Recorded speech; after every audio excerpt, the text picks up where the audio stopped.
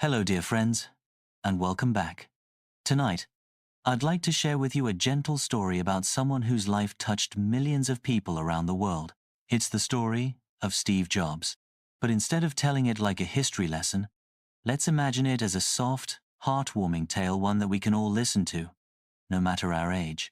Picture a small California town in the 1950s, where the sun glowed warmly on the orange trees and the houses stood quietly side by side. In this cozy place, a baby boy was born and given up for adoption.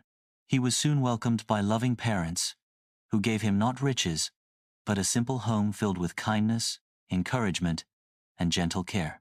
Steve grew up with curiosity in his eyes, always wanting to know how things worked.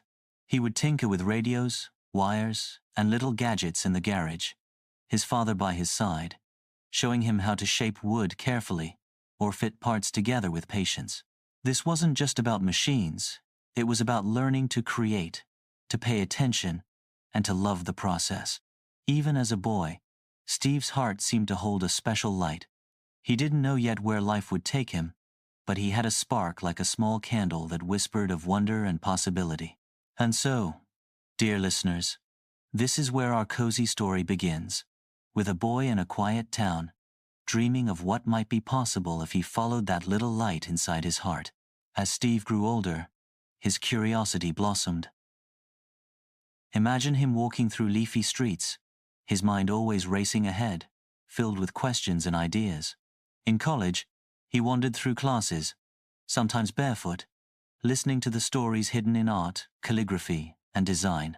He wasn't following the usual path, but instead moving at the rhythm of his own wonder.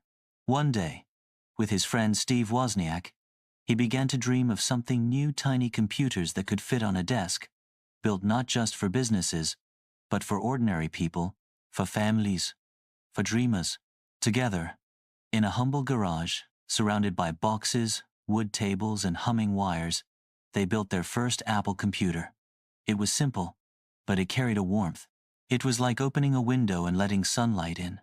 People could see that this was not just a machine, it was a tool for creativity, learning, and connection. Life, of course, was not always smooth. Steve faced setbacks, disappointments, and even times when he was pushed away from the very company he helped to build. But in these quiet, uncertain years, he learned patience. He founded new projects, discovered new ways of bringing beauty into technology, and, most importantly, he never let go of the spark that guided him since childhood. Through it all, Steve remained that curious boy at heart, still tinkering, still dreaming, still listening to the soft voice inside that told him to trust the journey. And then, dear friends, came the return.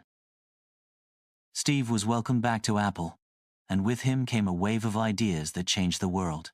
The iMac, the iPod, the iPhone, all born not just from skill, but from the deep belief that technology should feel human, warm, and simple.